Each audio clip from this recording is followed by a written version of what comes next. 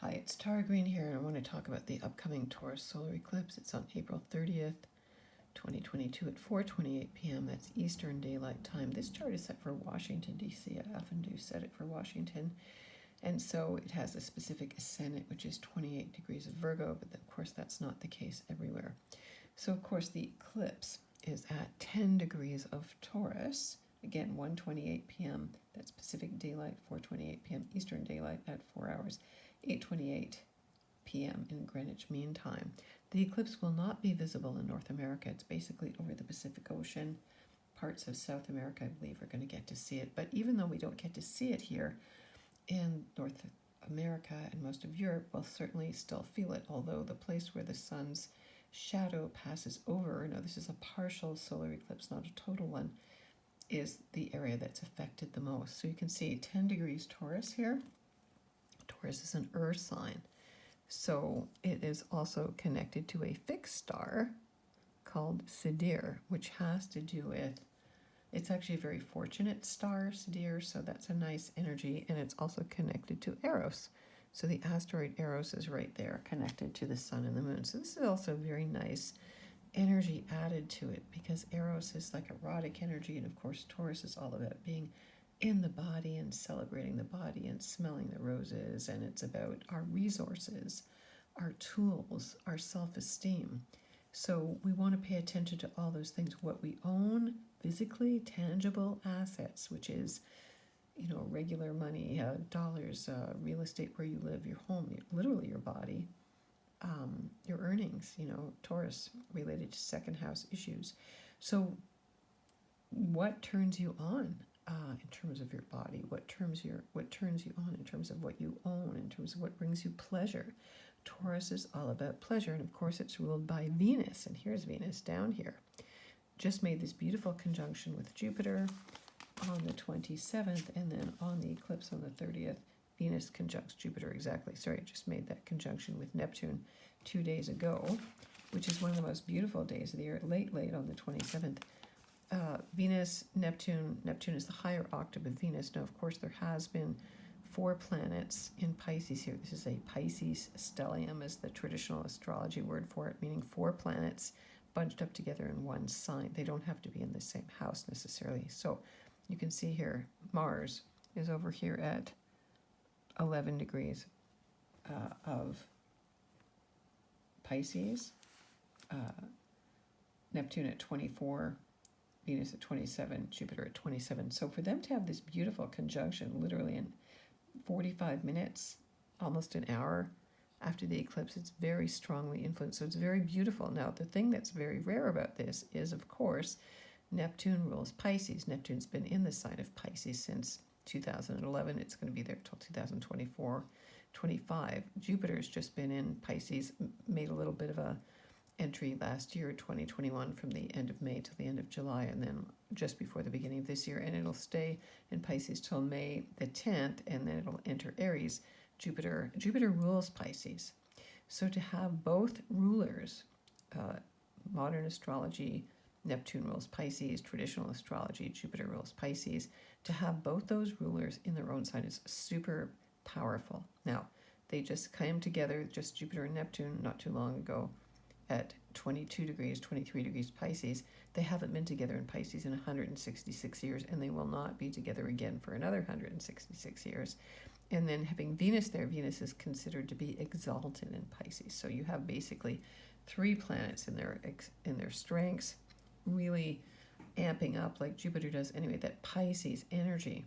So we can see here Venus, the ruler of Taurus, also the ruler of Libra, but there's no planets in Libra right now, really bringing in this very beautiful, spiritual, compassionate healing. It's like a big, rose quartz there for everybody's souls, but it's also very overwhelming. We have a lot of earth, a lot of water. These are traditionally feminine elements, receptive elements.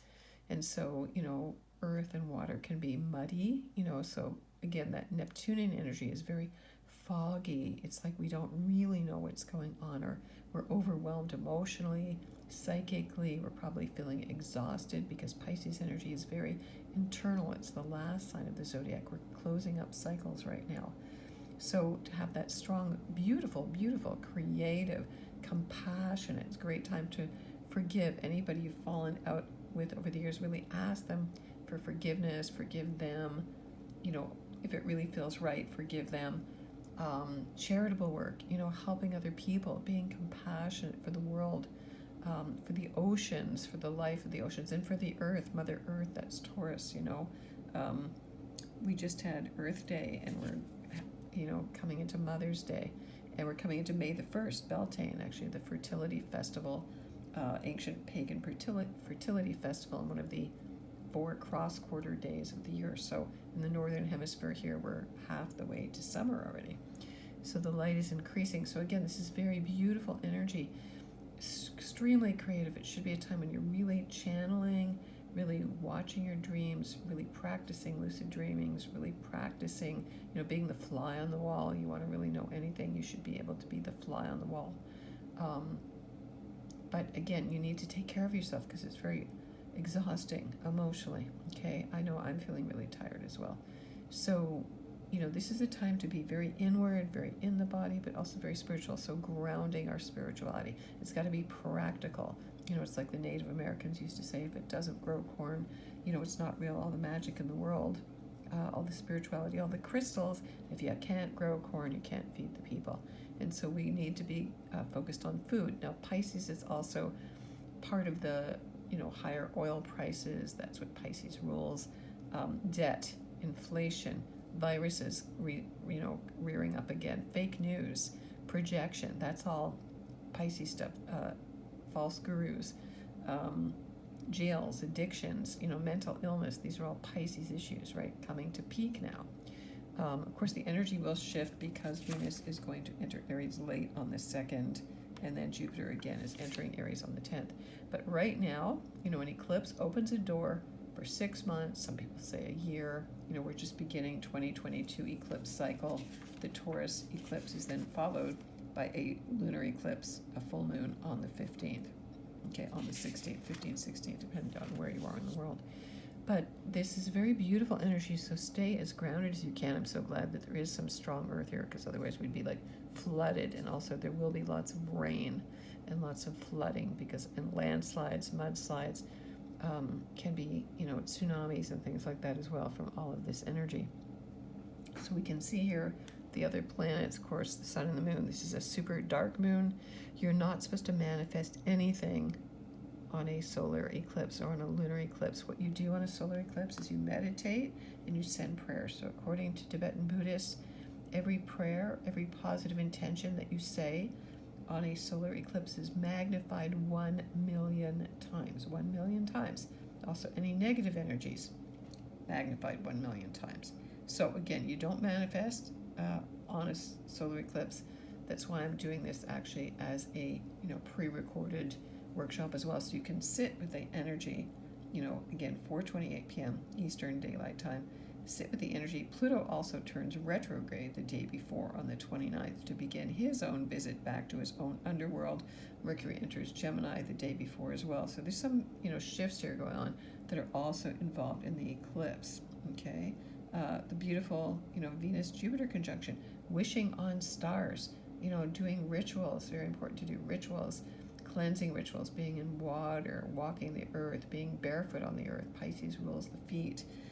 Massages, giving massages, getting massages, singing, dancing, making love, all of that, writing poetry, whatever it is, cooking, whatever it is that turns you on. And then Venus will sextile Pluto on the 1st as well.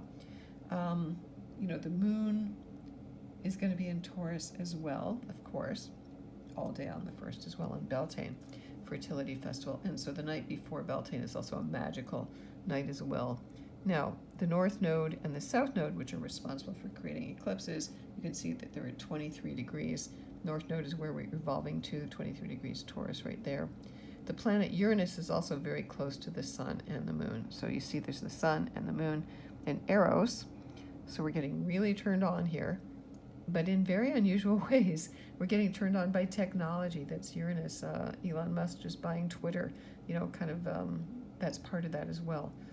New inventions, breaking free, revolutions, but really revolutions in the way we eat, in what we value, in our food, in our daily life. Again, financial markets. Again, be very careful. This is a very dangerous time in terms of the markets crashing. I've been saying that for years, but of course they've been artificially pumped up now by AI. Speaking of the stock markets and AI, that's Uranus and Taurus. So Uranus. So be prepared. I know Taurus doesn't like change. It is a fixed sign, okay? The nodes are also in fixed signs, so all of the fixed signs are going to be most strongly affected by this eclipse. So if you have planets, if you're born in the first 10 days after the start of Taurus or Leo or Scorpio or Aquarius, you're going to be kind of dead on, kind of that fixed grand cross there.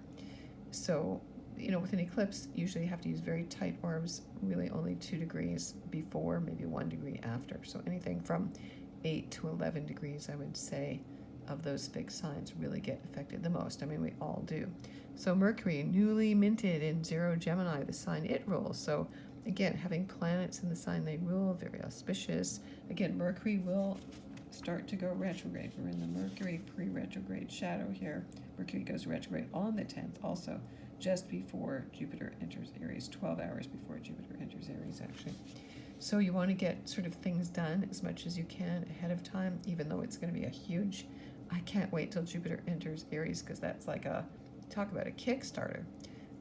Everybody's going to be like, boom, it's like being woken up from a dream, like because your house is on fire with 5 alarms going, and everybody's going to be mad at hell, and the energy is going to pick up like crazy.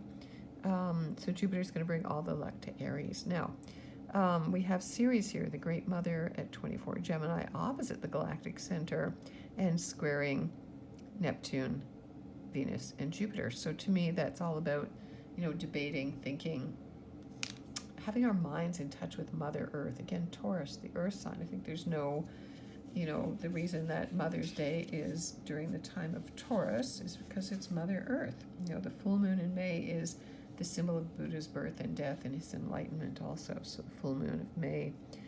Mother Earth, thinking about Mother Earth, talking to Mother Earth. We should be really open to those energies right now. Everything is alive. Everything has spirits, talking to the plants, talking to the trees, talking to the birds, talking to the fish, talking to everything. Our ancestors, I remember this, that you used to be able to go out in the woods and know exactly where you were and how to navigate, because the trees would tell you and the flowers would tell you, just like in all the Disney cartoons. It's because that's what we remember.